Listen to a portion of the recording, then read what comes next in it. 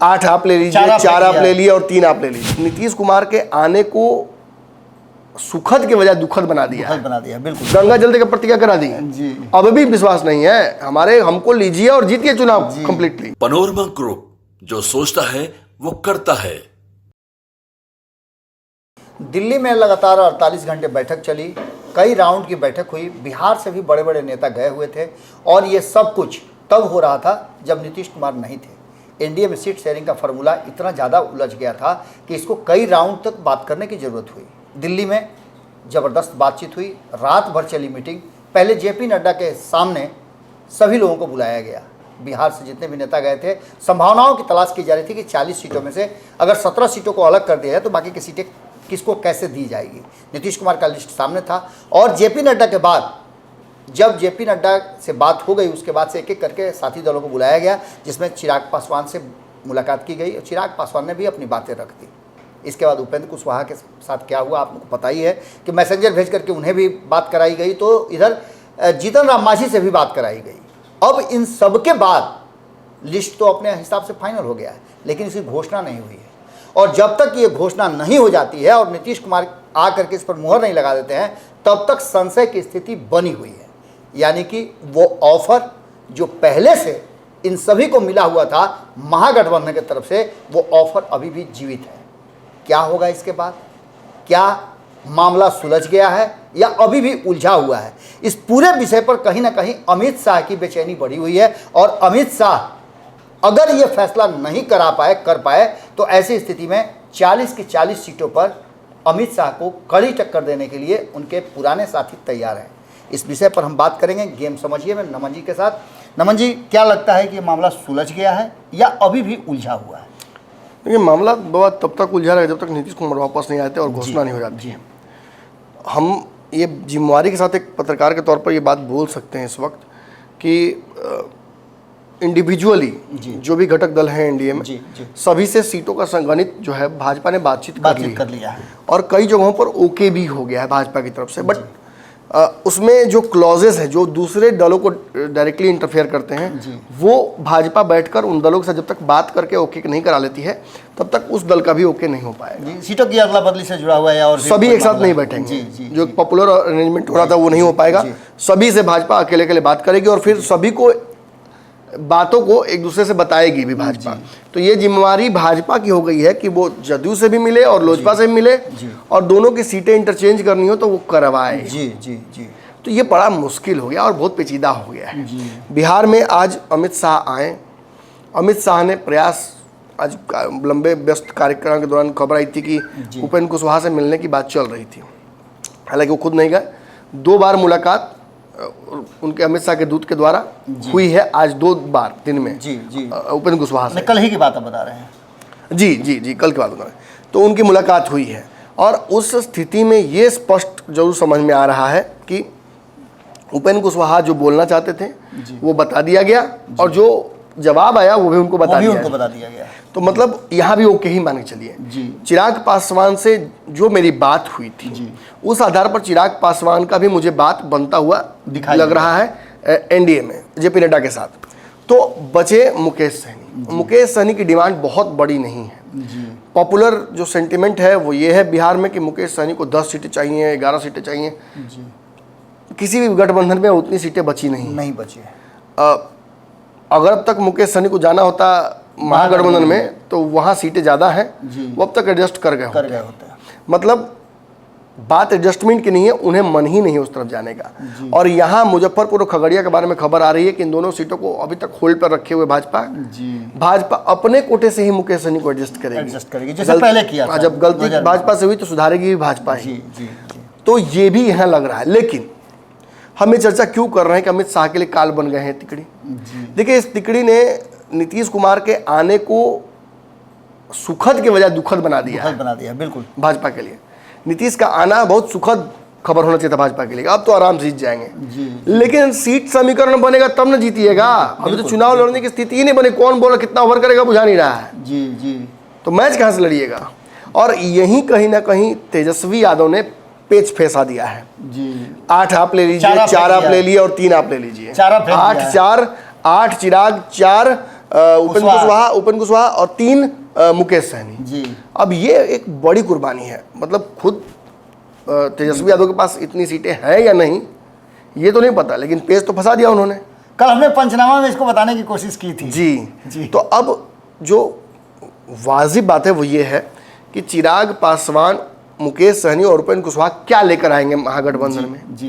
देखिए, पहले से तेजस्वी यादव के पास जो वोट बैंक है इस गठबंधन में, हम कांग्रेस का कोई निश्चित वोट बैंक जोड़ नहीं पाएंगे। जी। हम लेफ्ट की पार्टियों का कैडर वोट हम जोड़ नहीं पाएंगे, क्योंकि वो कुछ जगहों तक सीमित है, पूरे बिहार में नहीं है, कुछ लोकसभाओं तक सीमित है। तो कहीं ना कहीं हम इसे इस तरह से जोड़ सकते हैं कि यादव और मुसलमान अगर हम जोड़ते हैं तो ये 32 से 37% के बीच में होता है। 32 से 33%। 37 में एक्स्ट्रा जोड़ रहा हूँ, उसमें कुछ पिछड़ा वोट जोड़ दीजिए, कुछ अब ब्रंस आगे पीछे जोड़िए। जी, लालू प्रसाद का जो तेजस्वी का भी कुछ माने जो फेस वैल्यू वाला वोट है, भाई नौकरी दिया तो वोट तो लेंगे ना, वो जोड़ दीजिए। और उसमें 2-4% आप लेफ्ट और कांग्रेस का भी जोड़कर दे दीजिए, 40% मैक्सिमम 40%। 40% और उधर 60%। लड़ाई बिल्कुल बराबरी की नहीं थी, लेकिन ये तिकड़ी लेकर के आती है, ये तिकड़ी लेकर आती है कि कागज पर अगर हम बात करें तो चिराग पासवान 6 से 7% वोट बैंक, निश्चित रूप से 8% तक लेकर आते हैं दलितों का। मुकेश सहनी अपने मुंह से तो कहते हैं 14%, लेकिन बिहार सरकार ने 9 से 10% के आसपास उनका आंकड़ा निकाला है। जी। रही बात उपेंद्र कुशवाहा की, तो लवकुश समीकरण दोनों जोड़ देने पर 7 से 8% हो जाता है, जिसमें कुशवाहा खाली रखे 3.5%। 3.5%। तो अगर आप जोड़ते हैं इसको तो 10 जी, मैंने अगर ओवरऑल 10 से 17 18% के आसपास, 20% के आसपास मैं जोड़ रहा हूँ, 20% के आसपास ये वोट बैंक हो जाता है तीनों का मिलाकर। अगर तीनों को मिला देते हैं तो जो 15 से 20% वोट बैंक बढ़ रहा है इधर, वो 40 + 20 हो रहा है, तो 60 तो इधर हो जा रहा है। बिल्कुल। अब 40 बच जा रहा है भाजपा के पास। जी। तो कितना बड़ा खेल हो जा रहा है, और ये खेल प्रभावित भी करेगा, अलग राज्यों में भी संपूर्णता प्रभावित करेगा, हर सीट पर प्रभावित करेगा। और इसमें महागठबंधन के पास एक हथियार आ जाता है कि वो 40 सीटों पर लड़ाई में आ जाएगी।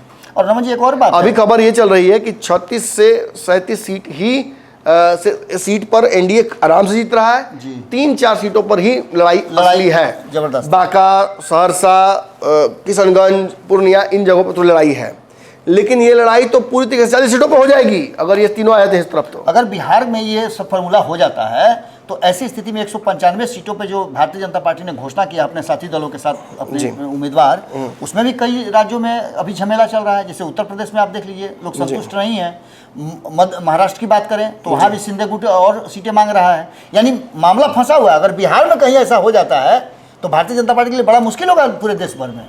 अब देखिए, रास्ता यहाँ से एक ही बचता है बाबा कि कहीं ना कहीं जो मुकेश सहनी है, चिराग पासवान है और उपेंद्र कुशवाहा हैं, इनके लिए भाजपा एनडीए में रास्ता बनाए।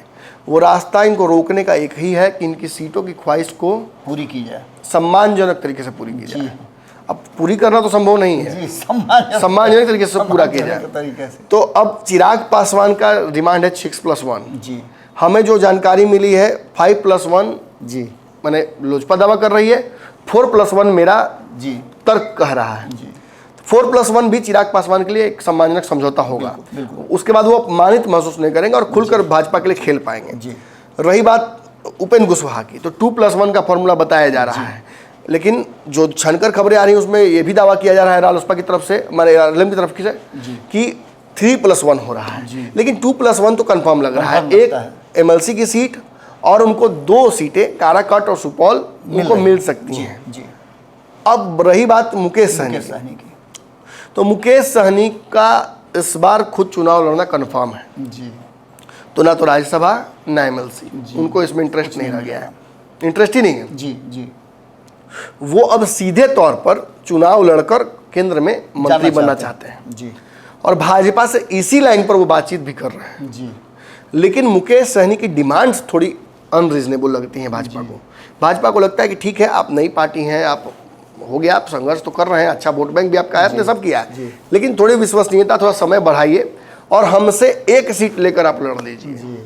लेकिन वो माझी वाले स्थिति में जाना नहीं चाहते हैं। वो मानते हैं, मुकेश सहनी ये बात मानते हैं, कई बार उन्होंने कहा भी है और आज भी बयान दिया है कि मेरे पिता कोई बिहार में बड़े नेता नहीं थे। जी, यानी चिराग और तेजस्वी दोनों को लपेट लेते हैं और इसी लपेटा में वो संतोष सुमन को भी ले लेते हैं। जी वो साफ कहते हैं कि इन तीनों से मैं अलग कि हूं। मेरा वोट बैंक बड़ा है जी मैंने तो गंगा जल देकर प्रतिज्ञा करा दी। जी अब भी विश्वास नहीं है हमको लीजिए और जीतिए चुनाव कंप्लीटली, लेकिन हमारी शर्तों पर। और उसमें कहीं ना कहीं वो उनका दावा रहता है कि चिराग पासवान से मेरा वोट कम नहीं ना, ज़्यादा ही ना है, तो हमको कम सीट क्यों मिलेगा। जब चिराग पासवान ये कहते हैं कि हमारा वोट घटा नहीं तो हमको सीटें क्यों घटाएंगे, तो यहाँ पर और प्रासंगिक हो जाता है बयान मुकेश सहनी का कि चिराग से तो ज़्यादा वोट हमारा है, तो हमको काहे कम कीजिएगा। भाजपा इसी उधेड़ में फंस गई और तिकड़ी ने अमित शाह का बिहार आना भी मैंने एक तरीके से कह दीजिए उसको और मैंने दुखद कर दिया। तो नमन जी आखिर होगा क्या? नीतीश कुमार है नहीं, अगर ये फैसला कर भी देती है भारतीय जनता पार्टी, मान लेते हैं कि सम्मानजनक जैसा कि आप बता रहे हैं कि समझौता बिना नीतीश को नाराज किए हुए इन तीनों को एडजस्ट नहीं किया जाएगा, संभव नहीं है। फाइनल नीतीश को नाराज करना ही पड़ेगा। नीतीश की गैर हाजिरी में एक दो सीट उठा के, जैसे अब होता है कि अब गार्जियन होते हैं घर के, कहते हैं देखना है इसमें से कोई कुर्सी को इधर उधर न करे जी।